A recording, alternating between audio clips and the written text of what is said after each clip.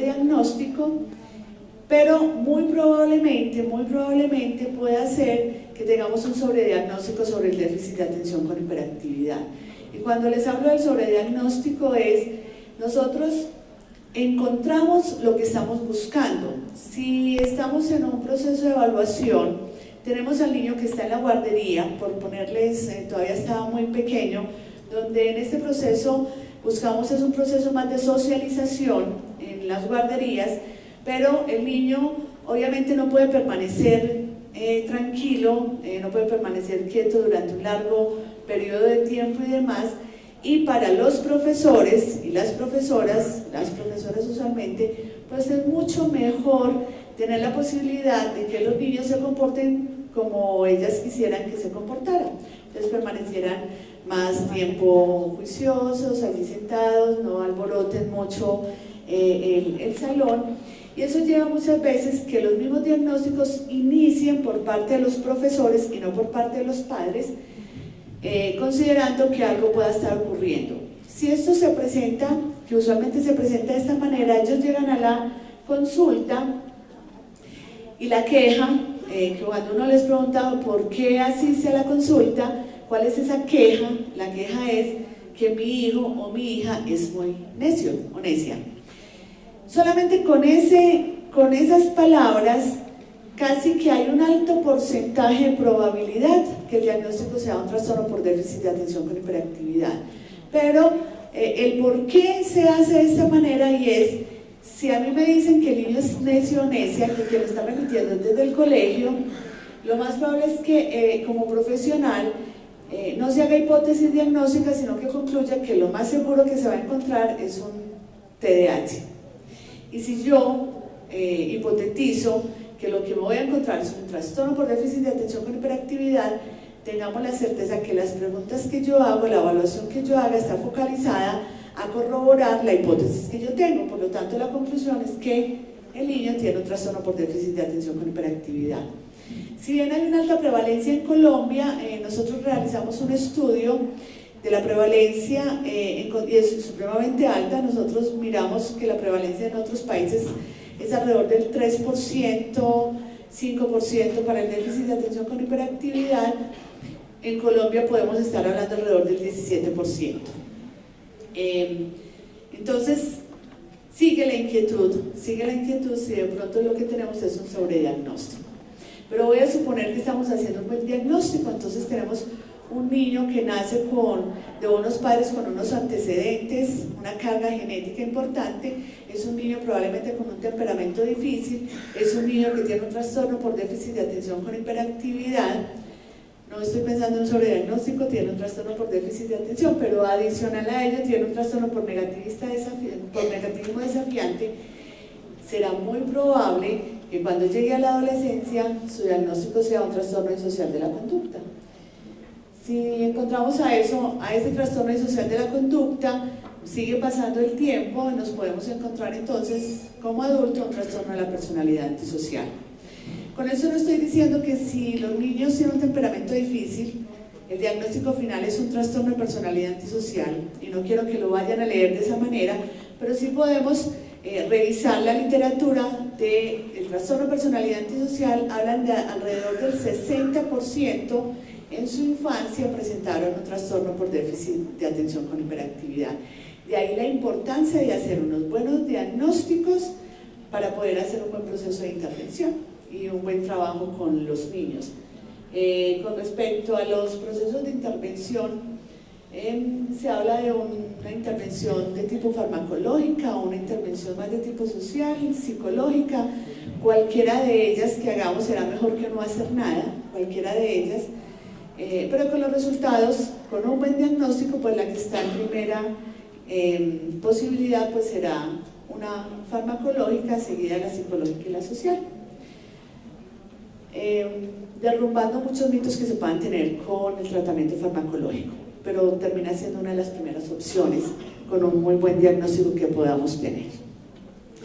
Entonces, retomando, tenemos un trastorno en la cognición social. Si se tiene alguna alteración allí que se puede presentar, pues una de ellas va a ser entonces el trastorno disocial de la conducta. El primer rasgo que lo constituye es que es un patrón de comportamiento que es persistente, que es repetitivo, en el que se violan los derechos básicos de los otros o importantes normas sociales adecuadas a la edad del sujeto.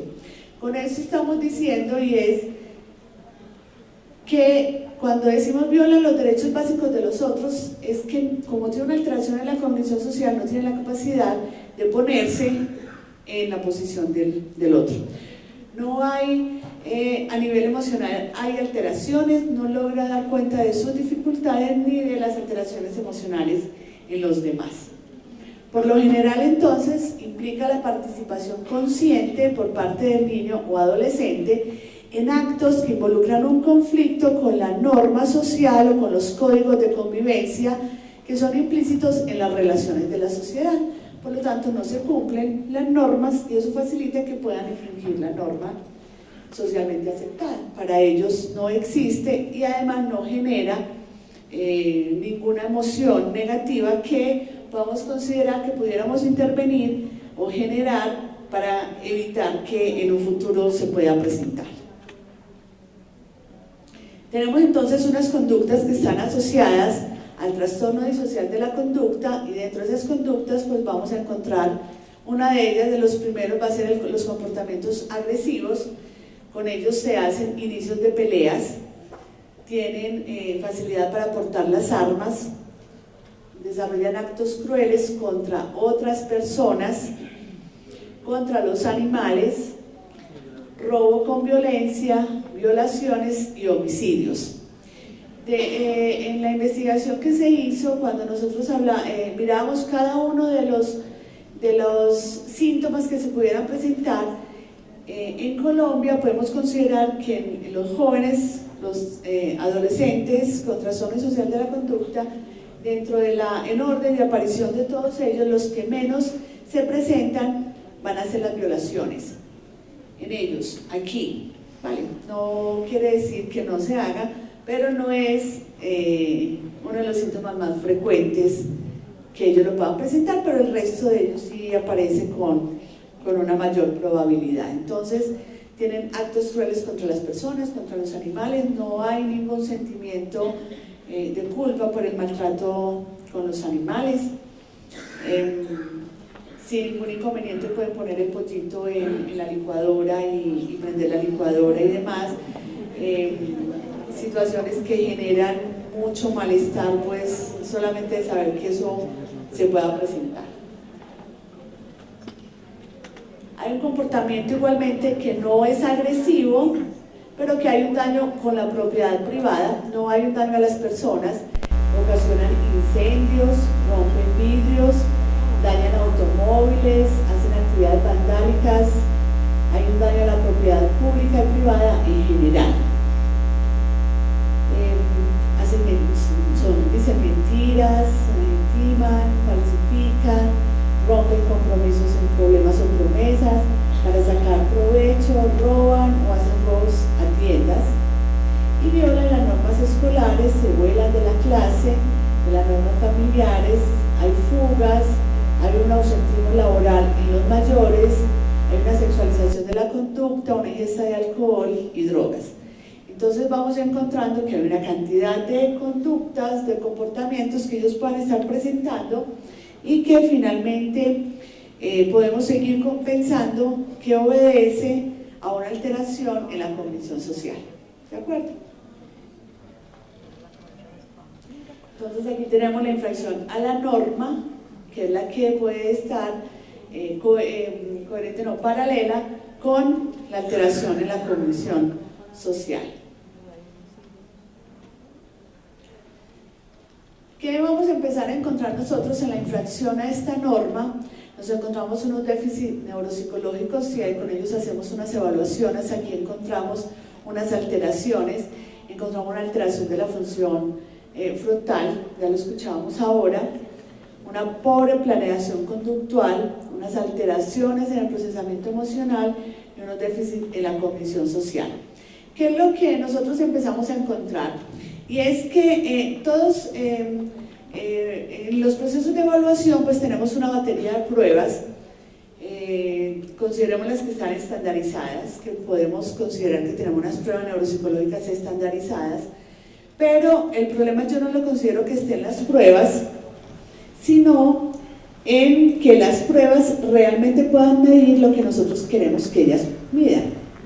Entonces generalmente nos vamos a encontrar unos resultados que terminarán siendo similares, pero terminarán siendo unos resultados supremamente globales, porque probablemente no contemos con unas baterías tan específicas que a nosotros nos permitan hacer ciertas discriminaciones a partir de los resultados que podamos obtener en la aplicación de las diversas pruebas o de los test neuropsicológicos. Uno de ellos que quienes somos psicólogos la utilizamos, creemos en ella y tiene que ver con el coeficiente intelectual. Y se los quiero retomar porque estamos hablando del déficit cognitivo, del déficit intelectual, y nosotros aquí en Colombia, por ejemplo, una de las pruebas que son más utilizadas y aceptadas va a ser la escala de inteligencia. Entonces tenemos la escala de inteligencia, ahorita tenemos varias versiones. Entonces tenemos el WISC, estoy hablando de las escalas de los niños. Entonces tenemos el WISC, pasamos al WISC-R, y ahorita nosotros trabajamos con el WISC-3, y ya quienes tengamos la posibilidad nos vamos y tenemos el WISC-4. ¿Qué ocurre con esta prueba de inteligencia? Y empezamos, y viene una gran discusión que no la alcanzamos a resolver en estos minutos que quedan ni en el día, pero es qué es lo que realmente mide esa escala. Cierto, la escala se denomina escala de inteligencia. Si sacamos unas puntuaciones X o Y, entonces decimos si somos más o menos inteligentes.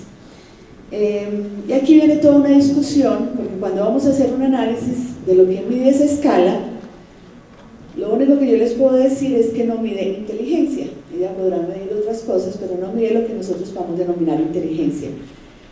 Solamente por hacerle la crítica, sin embargo, es de las pruebas más utilizadas. Entonces, sí, yo hago un informe neuropsicológico y se lo digo desde la experiencia que ya tengo en el área jurídica, y se lo presentamos al juez diciéndole que tiene una inteligencia o tiene un coeficiente intelectual equivalente a X o Y a través de la prueba de inteligencia de Wechsler. Esa prueba o ese resultado termina siendo creíble y pasa.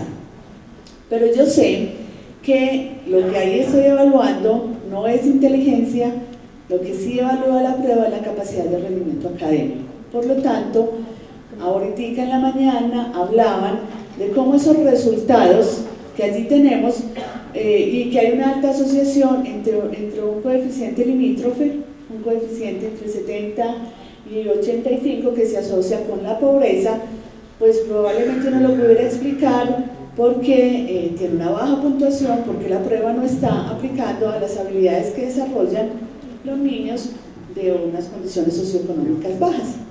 Distinto fuera que a los de estratos socioeconómicos altos, pues los evaluáramos como pudiéramos evaluar a los niños de estratos bajos, ¿cierto? De subir y bajar escalas. Yo les digo en Medellín, los que viven en la periferia, no sé si ustedes ya han escuchado que ya tienen incluso escaleras eléctricas y demás que les ayudan. Entonces son niños que por esas escalas montan en patines, montan en bicicleta, suben, bajan y demás. Si la escala de inteligencia no evaluara rompecabezas, por ejemplo, que es lo que a los niños de alto estrato socioeconómico rápidamente adquieren, pasan por el supermercado, eso se lo echan en el mercado y juegan con ellos, sino que la evaluáramos a través del uso de la bicicleta después de unas 100 escalas a ver cómo nos va. Si fuese así, pues pudiéramos encontrar nosotros grandes diferencias que serían muy importantes. De ahí la crítica cuando llegamos a las evaluaciones de los coeficientes intelectuales y cuando nosotros podemos considerar que tiene o no tiene un retraso mental. Si nosotros hacemos la revisión y llegaría ya, también se lo voy a mostrar, pero entonces nos dice un coeficiente intelectual por debajo de 70, porque estamos hablando de dos desviaciones estándar, hablando más desde una posición mucho más estadística, pues consideramos que tiene un retraso mental. Entonces la pregunta es, bueno, si tenemos un 69 yo tengo un retraso mental, si tengo un 71 no lo tengo. Y en estos procesos de formación, no de deformación, sino de formación, uno que se empieza a encontrar y es, hacemos la evaluación, la calificación, saca 69, y cuando uno está empezando en este proceso de aprendizaje, todos terminamos muy tristes, llegamos donde el asesor a decirle que aquel niño o aquella niña que era un encantico, era precioso, es conversador, una mamá muy querida, pero qué tristeza porque tiene un retraso mental. Si saca 71, llegamos todos felices porque ese niño que es un encantico, o la niña que es un encantico, y la mamá es muy querida, no tiene retraso mental. La discusión, y siempre con los estudiantes le digo, venga, lo volvemos a calificar. Si tiene un 69, buscamos la manera de subirlo al 71, y si tiene un 71 lo vamos a un 69, y allí ¿qué pasa? Y es que pienso yo que la evaluación no se puede dejar solamente con las puntuaciones de los test psicométricos. No solamente les hablo del retraso mental o del 79 hacia abajo, sino también qué ocurre cuando se tienen coeficientes intelectuales altos. Un coeficiente intelectual muy alto es un orgullo, mal evaluado, es un orgullo para una mamá, ¿cierto? Todas terminaremos hablando por teléfono con la hermana, la familia, para contar que mi hijo tiene un coeficiente intelectual, dicen pues los doctores que es muy alto, pero aún así no aprende, ¿cierto? Pero él tiene un coeficiente intelectual muy alto y eso hace que los padres de familia se sientan muy orgullosos y empiezan unas exigencias con sus hijos que superan la realidad y lo que hace generar mayores dolores en los jovencitos porque no lo tienen. Bueno. Entonces, ¿qué nos vamos a encontrar? Esas alteraciones, tenemos esos déficits neuropsicológicos y allí volveré a retomarlos ya enseguidita, la difusión del lóbulo frontal, porque todas sus conductas obedecen o son muy similares a un paciente adulto con una alteración de los lóbulos frontales.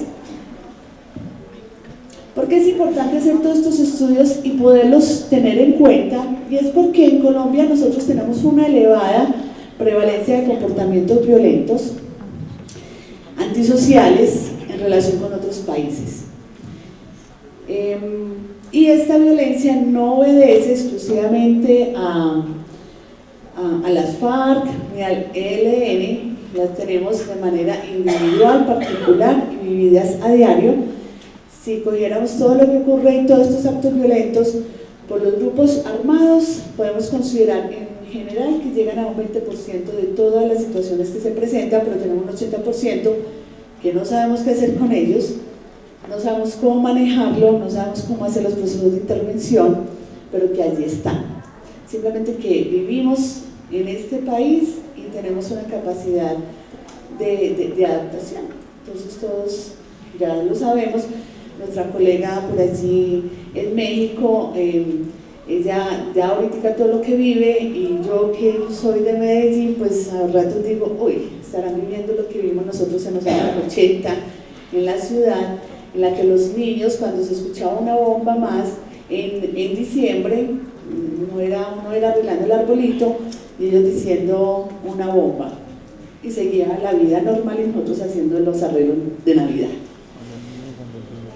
Entonces, tenemos todo este alto nivel y eso lleva a que consideramos que esto es un problema de prioridad vital, que nosotros lo debemos de trabajar, que lo debemos de tener en cuenta, que no lo podemos obviar, y quienes seríamos las personas llamadas a poder hacer estos procesos de intervención y demás, pues seríamos pues nosotros, pero a veces quedamos sin saber cómo hacer todos estos procesos como tal.